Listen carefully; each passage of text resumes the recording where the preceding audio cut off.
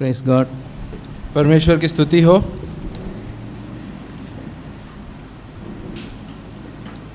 We are meditating on obedience to God. हम लोग परमेश्वर के और आज्ञाकारी बनने के बारे में सोच रहे थे, मनन कर रहे थे। Why should we obey? हमें आज्ञाकारी क्यों बनना है? Obedience to God, first thing is the Almighty God is our loving Father. तो अगर हमें आज्ञाकारी बनना है, इसका मतलब ये है कि सबसे पहले हमें ये ध्यान रखना है कि सबसे सर्वशक्तिशाली परमेश्वर हमारा पिता है। If God tells one thing, it is for our good. अगर परमेश्वर कोई चीज़ बोलता है तो वो हमारे अच्छे के लिए ही है। I think of obedience to my earthly father. मैं कई बार मेरे जो पिता हैं, संसारी पिता, उनके बारे में, उनकी और आज्ञाकारी बनने के बारे में सोचता हूँ। Whatever I obeyed to my daddy, that I think of it, it gives me immense pleasure. तो जब कभी भी मैं सोचता हूँ वो सारे क्षणों के बारे में, जब भी मैं अपने दुनिया के पिता की ओर आज्ञाकारी था, तो मुझे उससे बहुत ही खुशी मिलती है।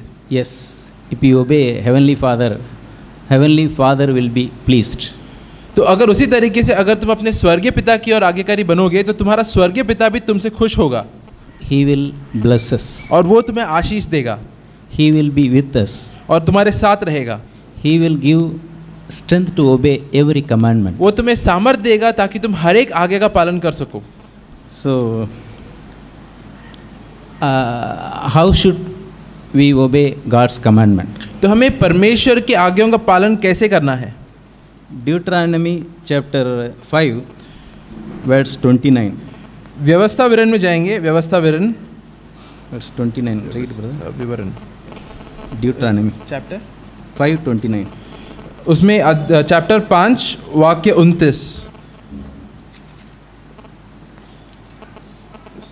व्यवस्था विवरण चैप्टर 5 वाक्य 29।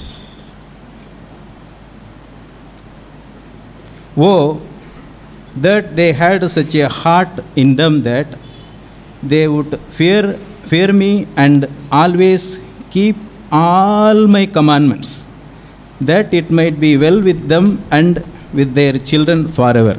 भला होता कि उनका मन सदैव ऐसा ही बना रहे कि वह मेरे भय मानते हुए मेरी सब आज्ञाओं पर चलते रहें, जिससे उनकी और उनके वंश की सदैव भलाई होती रहे। Here God says, keep or obey all my commandments. तो अगर परमेश्वर कहता है कि तुम्हें हर एक मेरे आज्ञाओं का पालन करना है, Jesus told Matthew chapter 28 verse 20. प्रभु यीशु ने कहा मत्ती chapter 28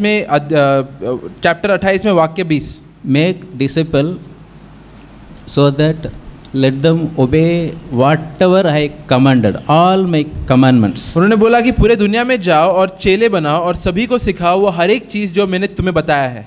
Yes, that is very important, brothers and sisters. ये बहुत ही ज़रूरी है भाई और बहनों। Obey whether it is little commandment or big commandment. Obey each and every commandment. भले वो बड़ा आज्ञा हो या कोई छोटा आज्ञा हो, लेकिन हर एक आज्ञा का पालन हमें करना है। 1 Samuel chapter 15 पहले शमूएल में जाएंगे चैप्टर 15 verse 22. पहला शमूएल चैप्टर 15 वाक्य 22। If we read the whole chapter, we know the story. अगर हम लोग पूरा चैप्टर पढ़ेंगे तो हमें कहानी पता चल जाएगी।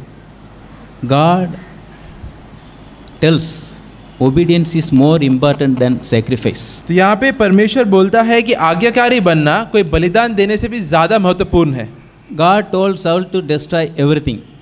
और यहाँ पे हम लोग देखते हैं कि परमेश्वर ने सॉल को बोला था कि उसको हर एक चीज़ का नाश करना है, But he did not obey completely. लेकिन फिर भी सॉल ने पूरी तरीके से ये आगे का पालन नहीं किया। He obeyed partially. उसने बस थोड़ा बहुत ही ये बात का पालन किया। But he kept the fate things for sacrificing God only. That is good thing. तो जो कुछ भी उसने छोड़ रखा था वो उसने परमेश्वर की ओर बलिदान देने के लिए छोड़ रखा था, और वो एक अच्छी बात थी। But he did not obey all whatever God commanded. लेकिन इसके बावजूद उसने पूरी तरीके से वो हर एक चीज़ जो परमेश्वर ने बोला था उसका पालन नहीं किया था। So, my dear brothers and sisters, Bible says,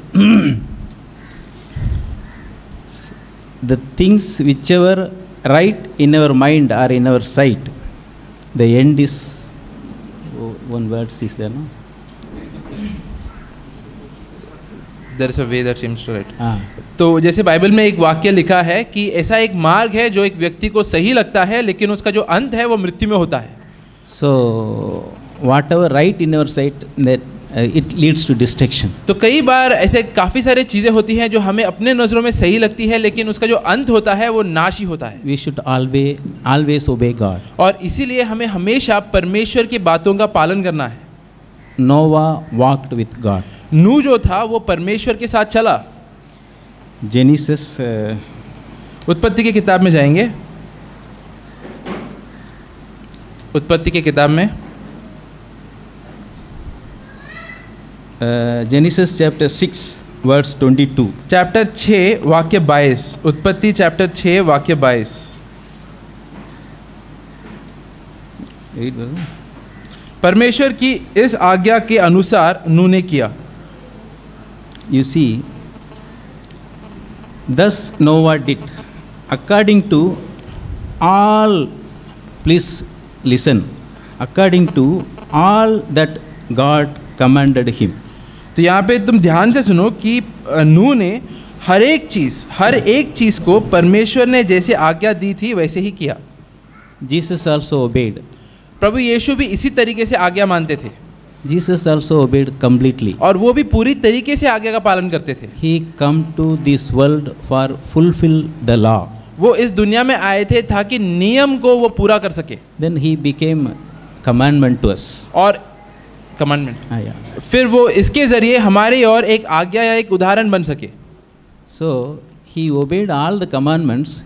He became commandment to us. तो क्योंकि उन्होंने सारे नियमों का या आज्ञाओं का पालन किया, इसलिए हमारी ओर भी वो एक आज्ञा बन गए. That is why Jesus told, और इसीलिए प्रभु यीशु ने बोला I am the way, कि मैं ही मार्ग हूँ, I am the truth, मैं ही सच्चाई हूँ, I am the life. मैं ही ज्योति हूँ. Without me you cannot do anything. मेरे बिना तुम कुछ भी नहीं कर सकते. Yes, my dear brothers and sisters. हाँ मेरे प्रिय भाई और बहनों, If we see Jesus, अगर तुम प्रभु यीशु को देखोगे if we follow Jesus, और अगर तुम उसका पीछा करोगे, it will lead us to obedience. तो वो तुम्हें और आज्ञाकारी बनाते जाएगा. So, my dear brothers and sisters, मेरे प्रिय भाई और बहनों, let us obey God in everything. हमें परमेश्वर के आज्ञा का पालन करना है हर एक चीज़ में. We can obey partially like Saul. कई बार हम लोग सॉल के जैसे आधा अधूरा पालन कर सकते हैं. Yesterday, brother told one example. कल भाई ने एक उदाहरण दिया था. One father told a 5-year boy, "You sit now." तो एक पिता ने अपने 5 साल के बच्चे को बोला कि अभी तुम बैठ जाओ. Oh, he sat down. तो वो लड़का बैठ गया. But he told in his mind that, "Daddy, I am sitting in your mind, but I am standing." तो उस समय वो बच्चे ने बोला कि पिता मैं बैठा तो हूँ शरीर में, लेकिन अंदर ही अंदर मैं खड़ा हूँ. Yeah, that is partially obedience. तो उसको हम लोग बोलते हैं आधा अधूरा आज्ञा मानना. It is not by heart. वो मन से नहीं आ रहा है. God told us, "Fear me and obey me." परमेश्वर ने बोला है कि तुम मेरा भय रखो और मेरे आज्ञा का पालन करो. If we obey, God's blessing will be with us. अगर तुम परमेश्वर की आज्ञाओं का पालन करोगे तो उसकी आशीष और आशीर्वाद तुम्हारे साथ होंगे. Who are the people obey? कौन ऐसे लोग होते हैं जो आज्ञाकारी रहते हैं? Humble people will obey. नम्र लोग हमेशा आज्ञाकारी रहते हैं. Proud people cannot obey. घमंडी लोग कभी भी आज्ञाकारी नहीं बन सकते. Jesus was humble. प्रभु यीशु स्वयं नम्र थे. He obeyed humbly. और इसलिए नम्रता के जरिए उन्होंने आज्ञा का पालन किया. Abraham obey with faith. Faithfully, with faith. Ibrahim भी आज्ञाकारी बना विश्वास के द्वारा. God told Abraham, "You go from your relatives, go from your native place." परमेश्वर ने इब्राहिम से कहा कि तुम अपने रिश्तेदारों को छोड़कर अपने गांव से निकल पड़ो. Immediately he depart. और तुरंत वो निकल गया. God told Abraham that you sacrifice your son Isaac, then he did immediately. परमेश्वर ने इब्राहिम को बोला कि तुम अपने जो बेटा है तुम्हारा उसको मेरे और बलिदान दे दो, और उसने तुरंत उसके आज्ञा का पालन भी किया. That is the obedience, my dear brothers and sisters. इसी को आज्ञाकारी बनना बोलते हैं मेरे भाई और बहनों. So, disobey seems to be very interesting or enjoyable.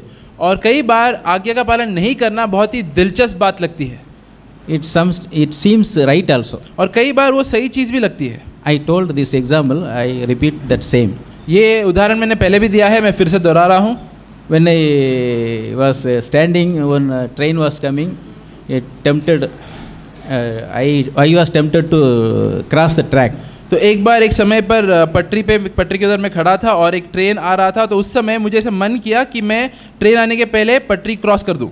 Holy Spirit is telling, don't cross. Who said? Don't cross. Police. Holy Spirit. अच्छा, तो उस समय पवित्र आत्मा ने मुझसे कहा कि तुम अभी यहाँ पे जाओ मत आगे। I am arguing with the Spirit.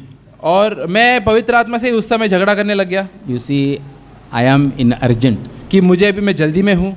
So many people are crossing. और कितने सारे लोग हैं जो जा रहे हैं आगे। What is wrong in one time crossing? तो इसमें क्या बुराई है कि अगर मैं एक बार पटरी पे मैंने क्रॉस कर दिया तो। After that, the Holy Spirit did not speak me. तो उसके बाद पवित्र आत्मा ने मुझे कुछ नहीं बोला। Within 5 minutes, I have to catch the train. और 5 मिनट के अंदर ही मुझे वो ट्रेन पकड़ना था। Finally, what happened? अंत में फिर क्या हुआ? I crossed the track. There, police was standing. मैं पटरी क्रॉस किया और वहीं पे पुलिस खड़ा था। Police caught me. और पुलिस ने मुझे पकड़ लिया। My dear, come and sit. आ जाओ मेरे साथ और बैठ जाओ।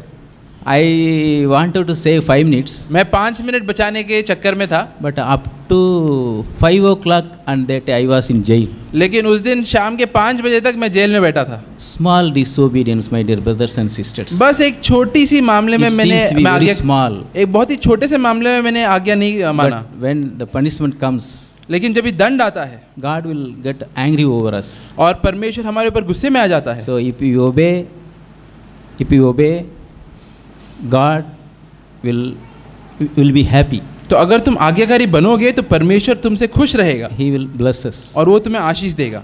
Praise God. प्रभु की स्तुति हो।